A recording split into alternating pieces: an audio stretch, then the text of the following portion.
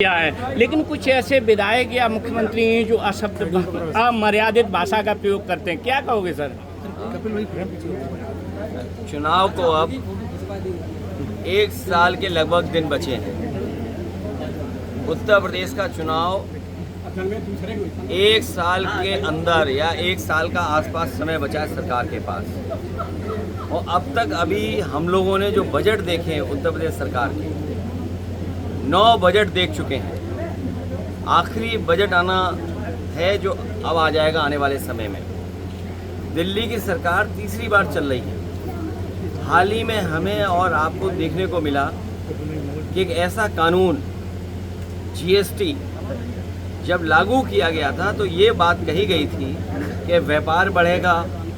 इस कानून के लागू होने से सरल व्यवस्था लागू होगी जिससे कि व्यापारी और कारोबारी अपना टैक्स दे पाएगा। शायद दुनिया में इकलौता जीएसटी कानून रहा होगा जिसमें इतने संशोधन हुए हैं और इतने संशोधन होने के बाद भी आज फिर सरकार को संशोधन करना पड़ा और ये स्वीकार करना पड़ा कि हमें गरीबों को राहत पहुंचाने के लिए कानून में बदलाव लाना पड़ेगा। उसका जो स्लैब है वो बदलना पड़ेगा कृषि क्षेत्र में या ज़रूरत के सामान को लेकर के। तो सवाल ये है कि जीएसटी लागू होने से लेकर के अब तक आखिरकार सरकार ने किसको मुनाफा कमाने दिया?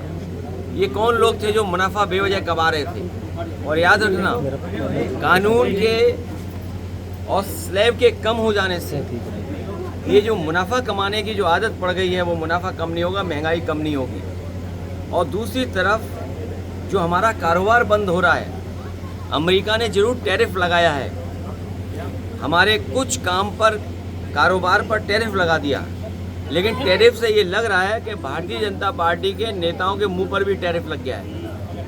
आप उनसे सवाल नहीं पूछ सकते टैरिफ को लेकर के। हमारे भदोही का कारपेट, मुरादाबाद का ब्रास का एक्सपोर्ट, मेरठ का, सहारनपुर का, फिरोजाबाद का, तमाम जो एक्सपोर्ट होते थे अब पाबंदी लगने के बाद उनका नुकसान होना शुरू हो गया।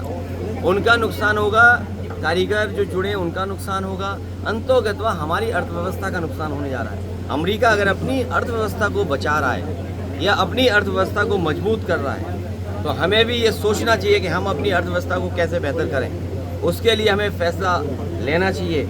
मेक इन इंडिया बर्बाद हो गया। स्वदेशी का नारा केवल मुंह से है, मन से नहीं है। ये बीजेपी के लोग स्वदेशी मुंह से हैं और मन से विदेशी हैं। अच्छा सर, किसानों को डीएपी खाद नहीं मिल पा रही है, बड़ी समस्या है। फसलों को खाद नहीं मिल रही है। डीएपी इसलिए नहीं मिल रही है कि उसमें पीडीए शब्द है। डीएपी पीडीए शब्द है और पीडीए लोग ही बड़े पैमाने पे खेती कर रहे हैं। गांव गरीब कौन है? जहाँ हम और आप खड़े हैं इस गांव में कौन खेती कर रहा है या किस घर परिवार के बीच में खड़े हैं? तो ये तमाम वो लोग हैं जो मेहनत कर करके कमा रहे हैं और सरकार के पास खाद नहीं, यूरिया नहीं, डीएपी नहीं और कीटनाशक दवाइयाँ महंगी हैं। और जब फसल तैयार हो जाएगी तो कोई उसको कीमत नहीं मिलेगी और बाढ़ से जो नुकसान हुआ उसकी भरपाई नहीं हुई है। ठीक, तो इस सरकार के रहते रहते किसानों की आय दोगुनी नहीं होगी। किसानों की जेब से ये सरकार पैसा निकाल लेगी। आपके द्वारा बताएं सर, जीएसटी का स्लैब कम किया गया, क्या लगता है कहीं ना कहीं ये डर है क्योंकि ये वोट चोरी और जीएसटी के स्लैब कम होने से भी जो बड़े पैमाने पर महंगाई बढ़ी थी, जिन्होंने मुनाफाखोरी की थी, मुनाफाखोरी नहीं रुकेगी। जिन्हें मुनाफा कमाने की आदत पड़ गई है वो मुनाफा वही कमाएंगे। जो बाज़ार में सामान बिक रहा था, जो मुनाफा कमा रहे थे, आप बताइए क्या पार्ले जी का बिस्किट का पैकेट बड़ा हो जाएगा या साबुन का पैकेट जो छोटे हो गए साबुन क्या बड़े हो जाएंगे? क्रीम के जो डब्बे छोटे हो क्या बड़े हो जाएंगे? जो तमाम सामान छोटे कर दिए उन्होंने, शैम्पू छोटे कर दिए, पाउच में कर दिए, क्या वो बड़े हो जाएंगे? तो जिन्होंने मुनाफा कमाने की आदत डाल ली है वो कानून चाहे कितना परिवर्तन कर दो उससे मुनाफाखोरी कम नहीं होगी, क्योंकि बीजेपी की नीयत साफ नहीं है। अगर नीयत साफ होती तो मुनाफाखोरी बंद हो जाती।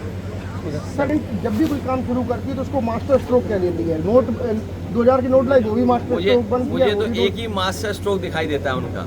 इधर बहुत चर्चा होती है मास्टर स्ट्रोक, केवल एक मास्टर स्ट्रोक है कि हमारी प्रेस में उन्होंने मास्टर स्ट्रोक लगा दिया, हमारे प्रेस में मास्टर स्ट्रोक लगा दिया। तो हमें अपने छोटे पत्रकारों पर ही भरोसा ज़्यादा है, बाकियों में तो मास्टर स्ट्रोक लगा हुआ है। बाकी छोटे हमारे प्रेस के साथी हमारे मास्टर स्ट्रोक को वहाँ तक पहुँचाएंगे, और ये कोई मास्टर स्ट्रोक नहीं है, ये केवल जनता को धोखे देने वाली बात है। ये आगरा लखनऊ एक्सप्रेस वे गड्ढे हो गए हैं, ये अपने जैसा एक्सप्रेस वे बनाना चाहते, कूदते हुए जाओ। बुंदेलखंड में आप कूदते हुए जाते हैं, पूर्वांचल में कूदते हुए जाते हैं। तो ये सरकार चाहती है कि जिस तरीके से उन्होंने एक्सप्रेस बनाया था कूदते हुए जाने के लिए, वैसे ही आपका हो जाए कूदते हुए जाने के लिए। इसलिए जानबूझ करके समाजवादियों का अच्छा काम बर्बाद कर रहे हैं। आप बताओ, जीएसटी हट गई, बिजली आ गई क्या? नहीं आई था।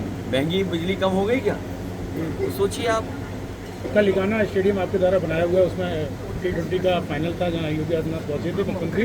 उनका कहना था अब जो 2 टीमें हैं उसकी जगह 4 टीमें बन जाएं तो और युवाओं को मौका मिलेगा। देखिए, हमारे मुख्यमंत्री जी को पता ही नहीं है, 2 की 4 बना लो, 4 की 6 बना लो, 6 की 8 बना लो, पता नहीं क्या बात है। जब जब मुख्यमंत्री जाते हैं उस लिकाना स्टेडियम में, जनता भाग जाती है वहाँ से, जनता नहीं रहती उस स्टेडियम में। जैसे ही जनता को पता लगता है कि हमारे मुख्यमंत्री जी मैच देखने आ रहे हैं, सब जनता हट जाती है।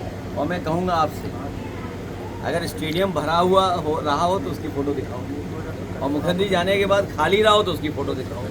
कम से कम आप पर मास्टर स्ट्रोक नहीं लगे। 3 टप्पों के बाद सर मुख्यमंत्री जी शॉट नहीं खेल पाए थे। नहीं, वो पुरानी बात है, मैं नई बात बता रहा हूँ आपको कि जब मुख्यमंत्री स्टेडियम जाते हैं, क्योंकि खुद तो बनाया नहीं उन्होंने, ये समाजवादियों का बना हुआ है। मान लीजिए सैफई का चालू हो जाता, यहाँ भी मैच संभव होता, लेकिन न चालू कर रहे हैं न कोई मैच करा रहे हैं। और फिर जब वहाँ पर जाते हैं स्टेडियम में तो जनता चली जाती है वहाँ से, कोई खाली रहता है स्टेडियम। सोचिए, मुख्यमंत्री जी के जाने के बाद स्टेडियम खाली, तो टीम बढ़ाने से क्या फ़ायदा है? गड्ढा मुक्ति की सरकार ने बात ठीक